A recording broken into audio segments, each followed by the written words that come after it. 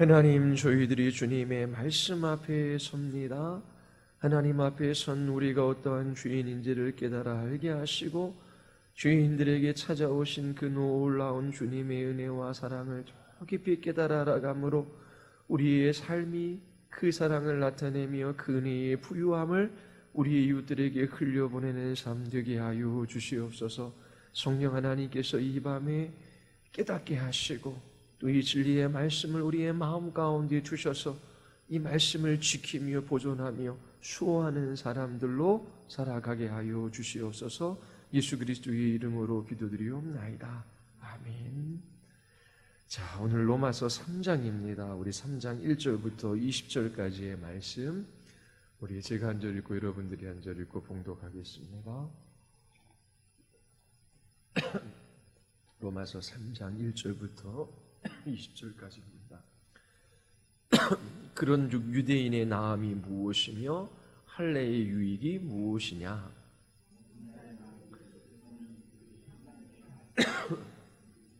어떤 사람들이 믿지 아니하였으면 어찌하리요? 그 믿지 아니함이 하나님의 미쁘심을 패하겠느냐?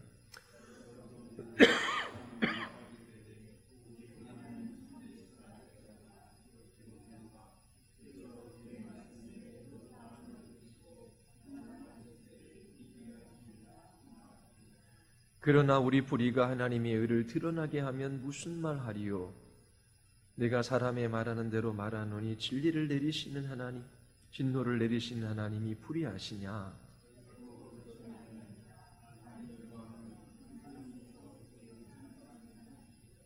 그러나 나의 거짓말로 하나님의 참되심이 더 풍성하여 그의 영광이 되었다면 어찌 내가 죄인처럼 심판을 받으리요?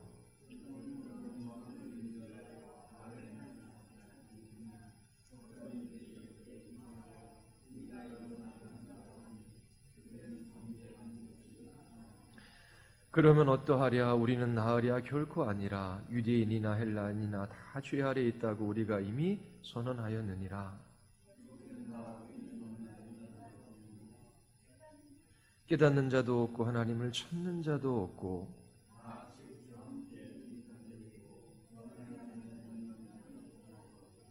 그들의 목구멍은 열린 무덤이요 그 혀로는 속임을 일삼으며 그 입술에는 독사의 독이 있고 그 발은 피 흘리는데 빠른지라. 평강의 길을 알지 못하였고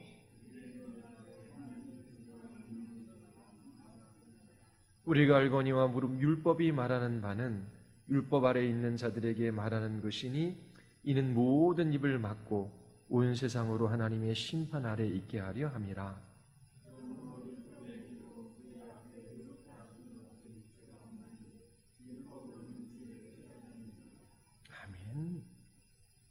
사도 바울은 로마에 있는 그리스도인들에게 복음 전하기를 원합니다.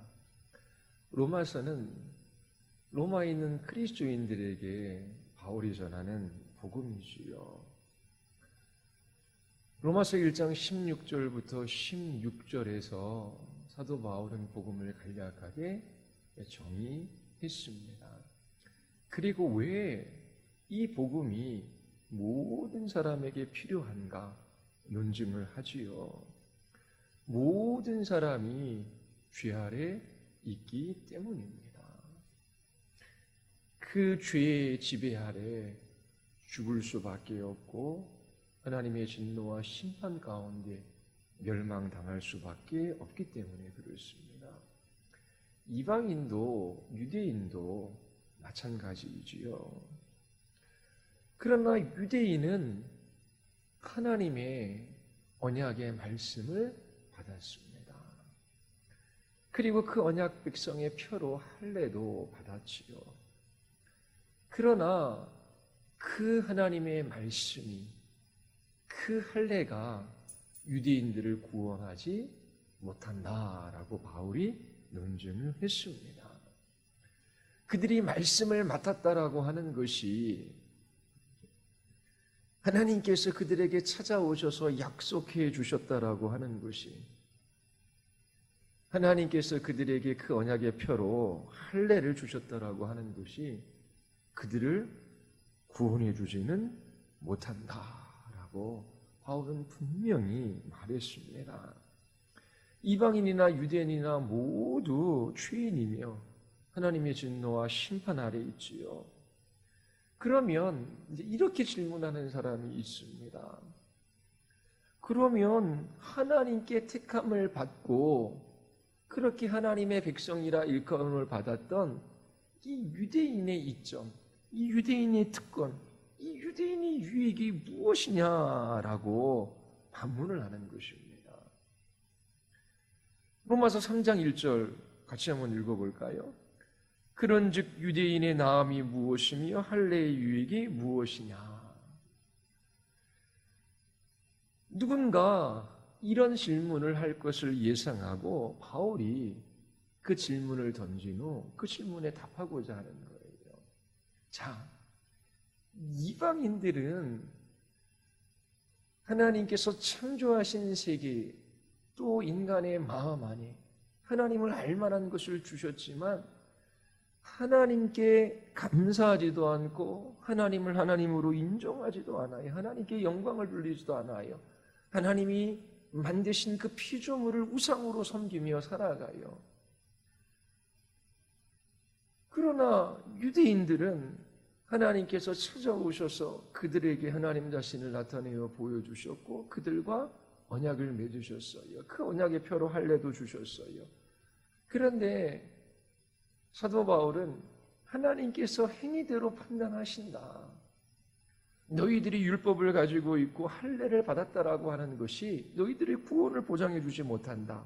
그렇게 논쟁했지요. 그러면 율법을 가진 우리 유대인의 유익이 없다라는 말입니까? 율법을 가지고 있고 할례를 받았다라는 것이 아무 소용이 없다라는 말입니까? 그렇게 누군가 물을 거라고 하는 것입니다. 그때에 결론적으로 바울이 답하는 것이 무엇이지요? 율법을 소유했고 할례를 받았다라고 하는 것이 유익이 없다라고 하는 것이 아니라 유익이 있다라고 하는 거예요. 그러나 그것이 구원을 보장해 주는 것은 아니지요. 바울은 3장 1절부터 8절에서 앞으로 다룰 그 로마서 9장과 11장의 내용을 간략하게 다루고 있습니다. 9장과 11장에서는 하나님의 신실하심을 강조해요. 핵심 내용은 이래요. 자, 하나님이 택하신 유대인이 있어요. 이스라엘 민족이 있지요. 그런데 그들이 예수님을 믿었습니까? 안 믿었습니까? 예수님을 안 믿었어요. 그러면 하나님께서 그들이 하나님 되어주시겠다라고 약속해 주셨어요. 그런데 그들이 예수님을 믿지 않았어요. 그럼 구원받아요? 못 받아요? 구원받지 못하잖아요. 그렇다면 하나님께서 찾아오셔서 내가 너희를 택했고 너희 하나님 되어주시겠다라고 약속하신 그 약속이 취소되는 것이 아니냐. 자, 하나님께서 그렇게 이스라엘 백성들을 향하여 약속하신 것이 취소될 수 있다면 우리가 어떻게 하나님을 의지하고 신뢰할 수 있겠느냐. 하나님께서 유대인들에게 하신 약속을 취소하실 수 있는 분이라면 예수 그리스도를 통해 우리에게 약속하신 것도 취소하실 수 있지 않느냐. 우리의 구원도 무효가 될 수 있는 것 아니냐. 이제 이런 논리들을 피는 것입니다. 이 로마서 3장에서도 아니 하나님께서 말씀을 맡겨주셨어요. 3장 2절에 보면 그들이 하나님의 말씀을 맡았습니다.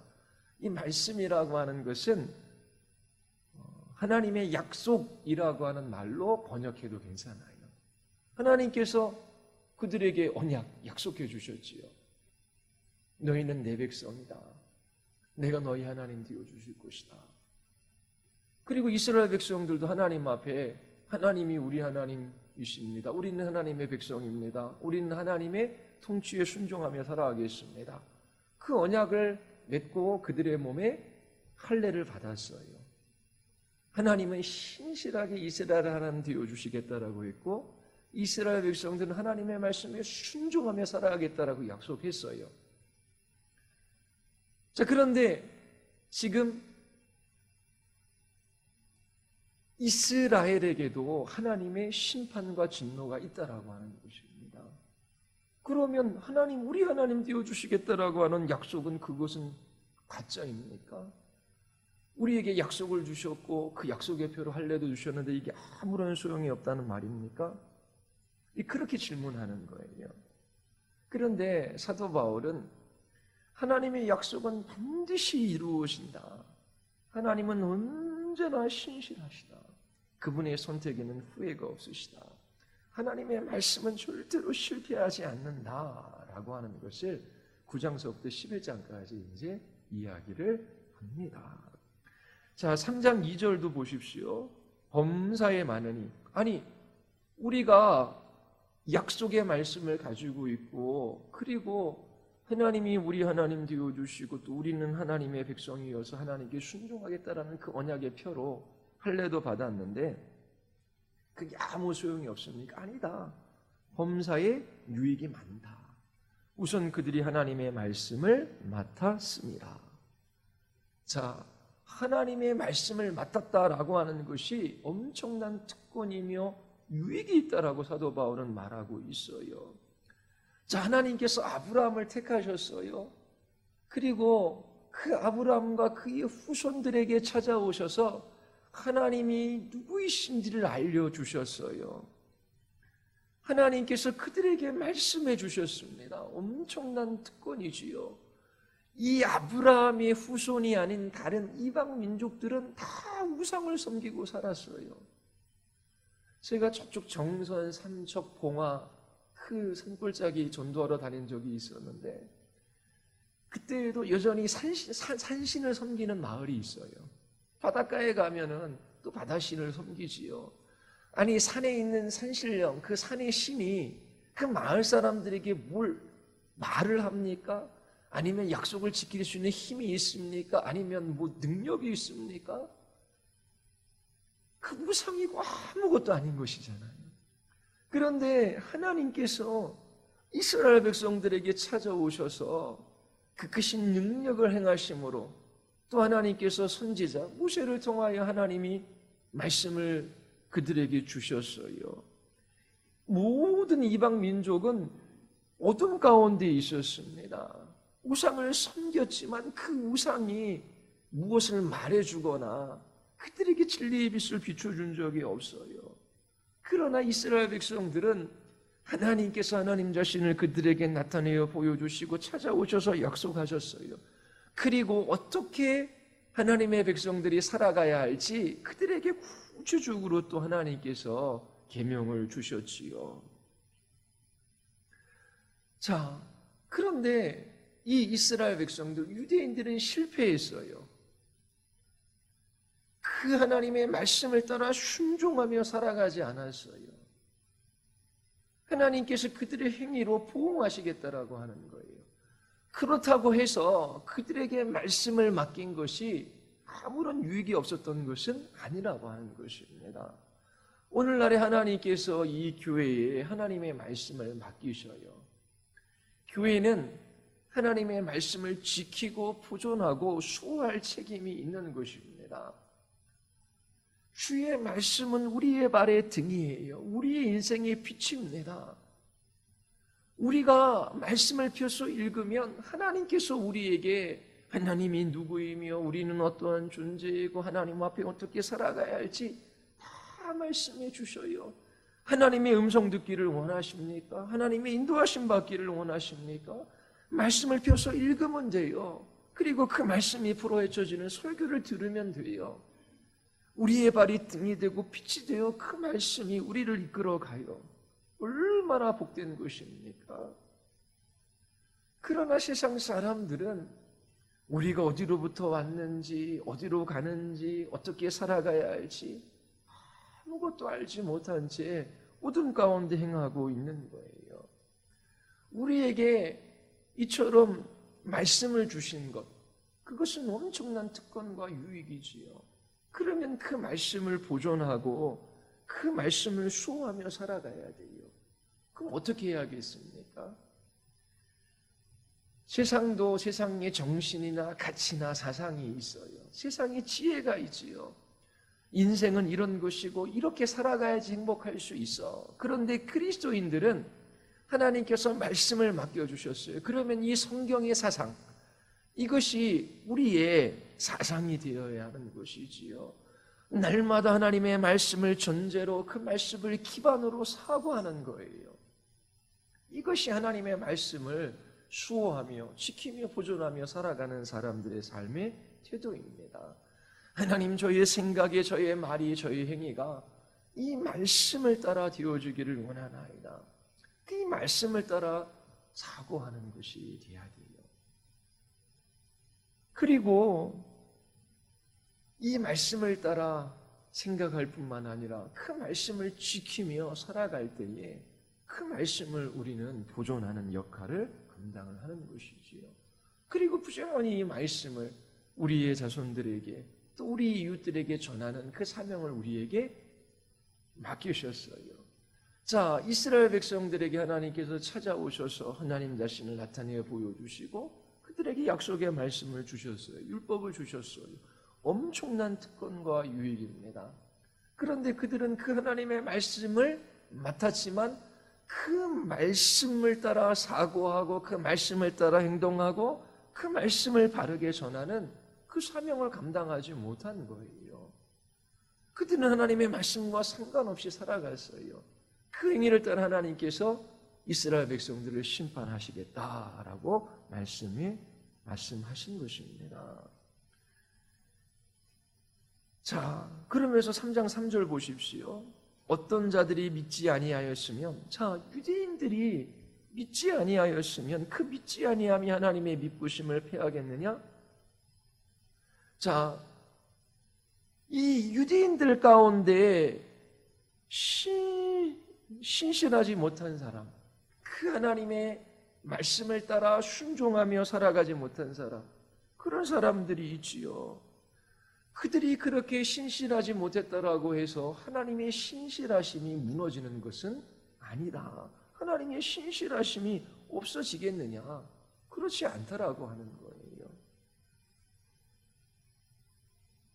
하나님께서 아브라함과 그의 후손들에게 약속해 주셨어요. 그것이 취소되지는 않는다라고 하는데 하나님은 신실하셔요. 우리가 하나님의 언약을 깰지라도 하나님께서는 그 언약을 지키신다라고 하는 것입니다.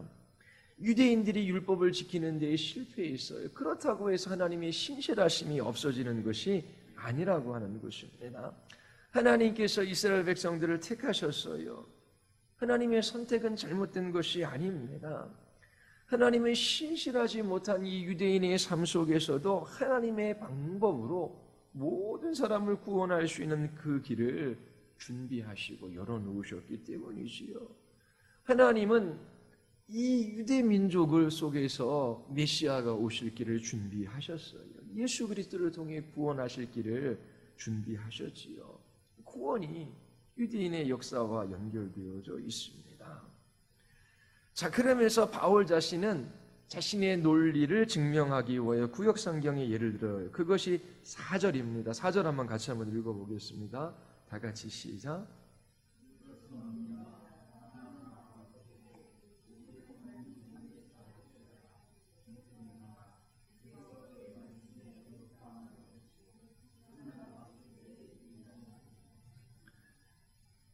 시편 51편 4절을 인용하는 거거든요. 자, 논리를 기억하십시오.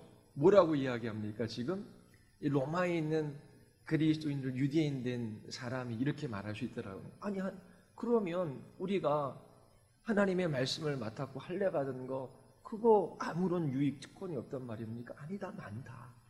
하나님의 말씀을 맡은 특권은 분명히 있다. 그렇게 사도 바울이 이야기했지요. 자, 너희들이 믿지 아니함으로 그렇게 하나님의 진노와 심판을 받아. 그것은 하나님이 신실하지 않아서가 아니야.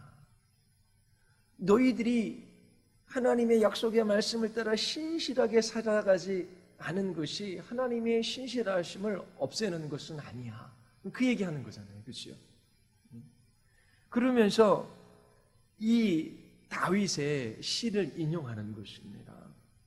시편 51편 4절에 보면 내가 주께만 범죄하여 주의 목전에 악을 행하여 싸우니 주께서 말씀하실 때에 의로우시다 하고 주께서 심판하실 때에 순전하시다 하리이다. 자, 시편 51편은 다윗의 회개의 시예요. 우리 안에 바세바를 간음했어요. 자기 자신은 죄 지은 것을 회개하지 않고 살았어요. 그런데 나단 선지자를 통하여 하나님께서 다윗의 죄를 지적하시지요. 그때에 다윗이 자기 자신의 죄를 깨닫고 지은 시가 시편 51편이에요. 다윗이 뭐라고 고백합니까? 다윗은 분명히 하나님께 신실하지 못했어요. 그 말씀을 어겼잖아요. 그렇죠? 그런데 다윗이 신실하지 못했다고 해서 하나님의 신실하심이 없어지는 것입니까? 아니라고 하는 거예요. 다윗은 어떻게 해요? 회개합니다. 하나님께서 나에게 너는 유죄야. 너는 심판받아야 돼. 그렇게 유죄 판결을 나에게 내린 것이 옳다라고 하는 거예요. 그런데 지금 유대인들은 하나님이 우리 하나님 되어주시고 우리에게 약속의 말씀을 주셨는데 아니 우리를 심판하시겠다는 이유, 그러면 하나님이 신실하시지 않은 것 아닙니까? 다윗을 봐라. 다윗 범죄했는데 하나님께서 벌하시겠다. 맞습니다. 하나님 벌하셔도 당연합니다. 그렇게 다윗이 이야기하지 않았느냐. 다윗은 뭐라고 이야기하냐면 하나님의 판결은 언제나 옳으십니다. 주님의 심판은 정당합니다. 그게 시편 51편 4절의 다윗의 고백이에요. 자, 나는 신실하지 못했어요. 하나님의 말씀을 따라 살아가지 못했어요. 그렇다고 해서 하나님의 의로우심, 그것이 뒤집히는 적이 없어요. 하나님의 신실하심이 없어지는 것은 아니에요. 다윗이 이렇게 인정했다라고 하는 거예요. 그러면 이제 그 4절에서 또 다른 질문을 또 하는 겁니다. 자, 4절 한번 읽어보겠습니다. 다 같이 시작.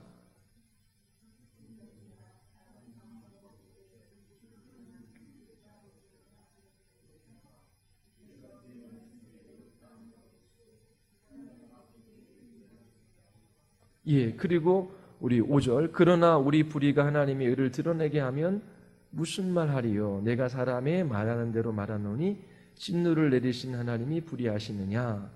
자, 이게 무슨 말입니까? 자, 그 3장 4절. 이제 하나님께서 불의한 자에게 심판하시는 것이 당연하다. 다윗은 그걸 인정했어요. 그런데 뭐라고 또 질문을 하냐면, 자, 우리가 죄 지은 것을 통해서 하나님의 오르심, 하나님의 의가 드러났다면 우리는 하나님의 도구로 사용된 것이 아닙니까? 그렇다면 하나님이 우리를 심판하시는 대신 상을 주셔야 하는 것이 마땅한 것이 아닙니까? 이렇게 질문한다라고 하는 거예요. 이렇게 황당하게 생각하는 사람이 있어요. 자, 우리가 죄를 더 많이 지으면 하나님의 의, 하나님의 영광이 더 크게 나타나는 것 아닙니까? 그렇다면 하나님의 영광을 더 드러내기 위해서 더 큰 죄를 지어야 하는 거 아닙니까?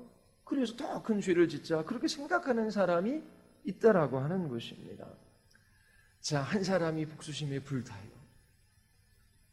그래서 그 복수하려고 어느 가정집에 들어가서 그 자기 자신의 가족에게 해를 입힌 사람을 죽였어요.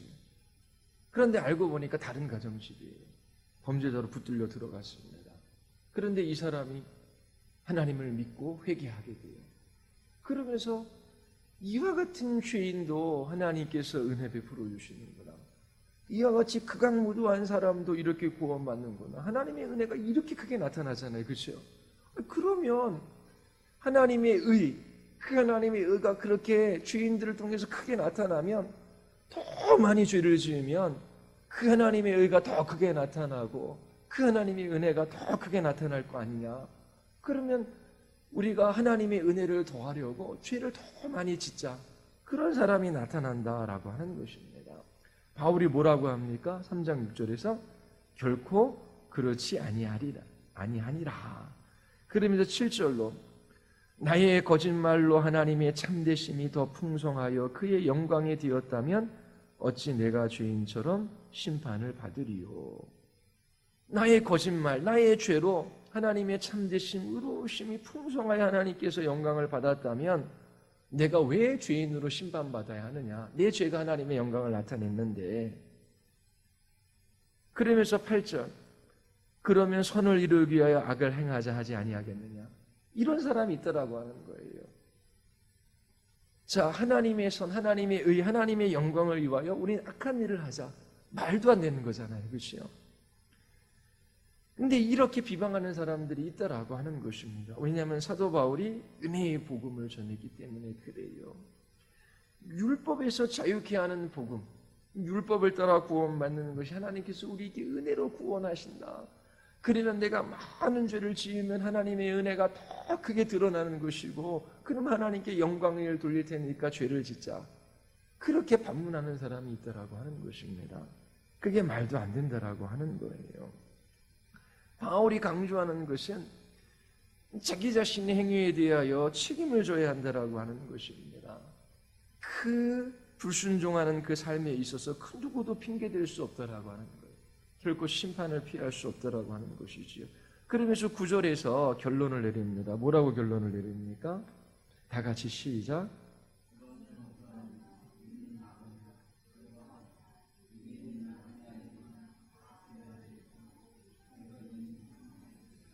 자, 그러면서 1장 18절서부터 계속해서 논증해온 결론을 3장 9절에서 이제 결론을 내리고 있는 것입니다. 모든 사람, 유대인이나 헬라인이나 다 죄 아래 있다. 죄가 왕으로서 그 주권을 가지고 모든 사람들을 지배하며 영향력을 미치고 있다라고 하는 거예요. 모든 인류가 이 죄 아래 있다. 그러면서 3장 9절서부터 20절까지는 구약 말씀을 인용해서 이 죄가 보편적인 현상, 모든 사람에게 나타나고 있음을 그렇게 증거하고 있습니다. 그러면서 보십시오. 10절 기록된 바 의인은 없나니 하나도 없으며 11절 어떤 사람은 깨닫는 자도 없고 하나님을 찾는 자도 없고 그 다음에 12절에 다 지우쳐 함께 무익하게 되고 선을 행하는 자도 없나니 그러면서 말로 범죄하는 것 그리고 손과 발로 범죄하는 것 그러면서 18절의 마지막에 그들은 하나님을 두려워하지 않는다라고 말하고 있어요. 자, 이걸 좀 역으로 돌려 이야기하면 그리스도인들은 깨닫는 자들이고 하나님을 찾는 자들이고 선을 행하는 자들이고 그들의 그 지체, 이 신체, 이 기관들을 통하여 하나님을 섬기는 사람이고 하나님을 경외하는 사람들이다라고 말하는 거예요. 자, 큰 거 몇 가지만 살펴보면 하나님을 찾는 자도 없대요. 그런데 신을 찾고 구하는 자들이 있잖아요. 그렇죠? 그럼 여기서 하나님을 찾는 자가 없다라고 하는 것이 무슨 말인가? 자, 이것은 정말 하나님을 알고 그 하나님을 기뻐하고 하나님께 경배하고 하나님께 감사하기 위하여 하나님을 찾는 사람이 없다라고 하는 것입니다. 하나님을 찾는데 하나님 자신이 아니라 하나님이 주시는 선물을 위하여 하나님을 찾는 것이지요. 자, 문제 해결을 위하여 기도 응답받기 위하여 마음의 평안을 위하여 삶의 의미와 목적을 찾기 위하여 자기 자신의 직책감을 덜어내기 위하여 그렇게 신을 찾는 사람들이 있어요. 그러나 정말 하나님 한 분을 갈망하는 사람, 하나님이 주신 선물이 아니라 하나님 자신을 원하는 사람, 그런 사람들이 죄 아래 있는 사람 중에는 한 사람도 없다라고 하는 것입니다. 자, 그러면 죄 아래 있지 아니하고 은혜 아래 있는 사람, 하나님의 통치 아래 있는 사람들은 어떤 사람이에요? 하나님을 찾는 사람이에요. 특징이 하나님을 찾는 사람. 하나님이 주신 선물이 아니라 하나님 자신을 갈망하고 그 하나님 알기를 더 원하고 그 하나님 기뻐하기를 원하고 그 하나님께 감사하며 하나님께 영광을 돌리기 위하여 그 하나님을 찾는다라고 하는 것입니다. 또 하나 큰 것만 살펴보면 뭐예요? 선을 행하는 사람이 없대요. 그런데 교회 바깥에도 다른 종교에도 교회 다니고 예수님 믿는 사람들보다 훨씬 더 도덕적이고 윤리적인 삶을 살아가는 사람들이 훨씬 더 많아요. 그런데 그들이 모두 죄 아래 있다라고 사도 바울은 말합니다. 자, 선을 행하는 사람이 없다라고 말할 때 이 말의 의미가 무엇입니까? 자, 하나님 보시기에 선, 그게 없는 거예요. 사람들 중에는 상대적으로 선하게 행동하는 사람, 덜 선한 사람, 악한 사람으로 나눌 수 있어요. 그러나 그들이 행하는 그 모든 선 도덕적 행위는 하나님 보시기에 받으실 만한 것이 아니에요. 하나님께 이룰 수가 없다라고 하는 것입니다. 수영을 해서 자, 여기 한국에서 태평양을 건너 미국까지 간다라고 한번 생각해 보십시오. 그러면 수영하는 사람들 중에 정말 수영 선수가 있어서 4km, 5km, 10km, 몇십 킬로 갈 수 있어요. 어떤 사람은 바다에 들어가서 그냥 5m도 못 가고 가라앉을 수도 있어요. 자, 상대적으로 좀 더 도덕적이고 선한 사람은 있어요. 그런데 그 선이 하나님께 이룰 수는 없는 것이지요. 하나님이 받으실 만한 선이 아니라고 하는 거예요. 왜냐하면 하나님은 위적인 행위뿐만 아니라 그 마음의 동기까지도 보시기 때문에 그래요. 불교에서 자비를 베풀고 선행을 베풀 때에 수준이 어느 정도까지 이르러야 하면 내가 자비를 베풀고 선을 행했다. 그걸 의식하지 말고 그렇게 살아가야 돼요. 왜냐하면 그걸 의식하는 순간 나는 괜찮은 사람, 자기의, 자기 자랑이 되기 때문에 그 선행과 그 자비가 아무런 소용이 없게 된다라고 하는 거예요. 자, 이처럼 그 마음의 동기가 하나님을 사랑하는 것, 예수 그리스도 자신이 되지 않으면 하나님께서 받으실 만한 선은 하나도 없다라고 하는 것입니다. 그러면 세상 사람은, 죄 아래 있는 사람은 그래요. 근데 그리스도인들은 어떻게 해요? 선을 행할 수 있는 사람이에요.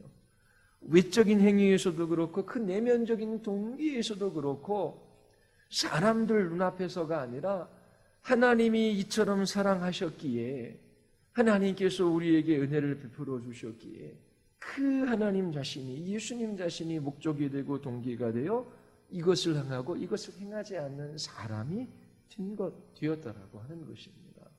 그런데 세상에서는 선을 행하는 사람이 하나도 없어요. 그리고 결론적으로 그들은 하나님을 두려워하지 않는 사람, 하나님을 경외하지 않는 사람들이지요. 그러나 그리스도인들은 하나님을 경외하는 사람이에요. 하나님을 경외한다라고 하는 말의 의미, 하나님은 하나님이셔요. 모든 것들을 창조하신 창조주시오. 우리는 피조물이지요. 그 하나님 앞에 섰을 때 우리는 두려워해요. 그런데 그 하나님은 완전하신 분이셔요. 선하신 분이지요. 그 하나님의 아름다움에 우리의 마음이 끌려요. 그 하나님을 사랑하는 그런 마음, 불신자들에게는 없는 것입니다. 자, 결론을 맺을게요. 사도 바울은 로마에 있는 그리스도인들에게 복음 전하기를 원합니다. 그리고 이 복음의 필요성에 관해서 1장 18절서부터 3장 9절까지 지금 말해오고 있는 거예요. 자, 이방인들, 그리고 도덕주의자들, 양심을 따라 행한다는 사람들, 그리고 유대인들, 이들은 모두 자신들의 행위대로 하나님께 판단을 받을 것이다. 3장에 넘어와서 유대인들이 율법을 가지고 있고 또 할례를 받았다고 해서 구원이 보증되는 것은 아니다. 물론 그것이 이점이 있고 유익이 있었다. 그런데 모든 사람이 죄 아래에 있다. 그러면서 구약 성경의 일을 통해서 그 사람들의 죄의 보편적인 모습들을 이렇게 설명하고 있는 겁니다. 자, 그러면 모든 사람이 죄 아래에 있다는데 이 죄가 뭡니까? 죄의 개념이. 모든 사람이 죄의 지배 아래 있다라고 하는 것은 이 죄가 왕노릇한다라고 하는 것입니다. 이 죄가 주권을 행사한다라고 하는 거예요. 그러면 이 죄의 반대는 무엇입니까? 선한 행위, 윤리적이고 도덕적인 행위, 그게 아니에요. 이 죄의 반대는 하나님이에요. 하나님. 자, 죄의 지배 아래 그 죄가 왕노릇하는 가운데 이 죄의 영향력을 받으며 죄에 끌려 살아가는 사람이 있어요. 그런데 원래 하나님께서 인간을 창조하신 것은 하나님이 왕이셔요. 그 하나님의 주권적인 통치 아래 하나님께 순종하며 살아가도록 지음받았어요. 그런데 아담과 하와의 타락 이후 죄가 이 세상에 들어오고 모든 사람들은, 전 인류가 이 죄가 지배하는 가운데 죄의 종노릇하며 살아가게 된 거예요. 하나님과 인간 사이를 가로막는 크고 거대한 세력이 있는데 그것이 죄의 세력이라고 하는 거예요. 로마서 14장 23절에 보면 죄를 어떻게 설명하냐면 믿음을 따라 행하지 않는 것이 다 죄라고 선언하지요. 믿음은 뭡니까? 믿음의 대상이신 하나님, 그 하나님과 그 아들 예수 그리스도를 믿는 것이지요. 그분이 우리의 왕이시며 그분의 말씀을 따라 살아가는 거예요. 그렇게 하지 않은 모든 것이 죄라고 말합니다. 신실하신 하나님의 주권적인 통치 아래에 그렇게 순종하며 살아가지 아니하는 모든 것이 죄예요.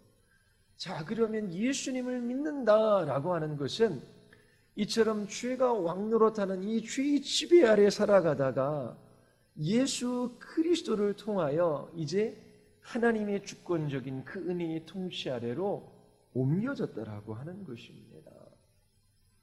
이방인들은 하나님이 아닌 우상을 섬겨요. 자기 자신의 자아가 우상이 되기도 합니다. 나는 내가 원하는 대로 하고 싶은 대로 하며 살아갈 거야.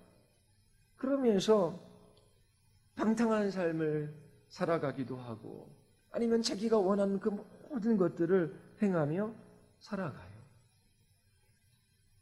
탕자의 비유가 있지요. 탕자가 부모에게, 아버지에게 유산 물려주십시오.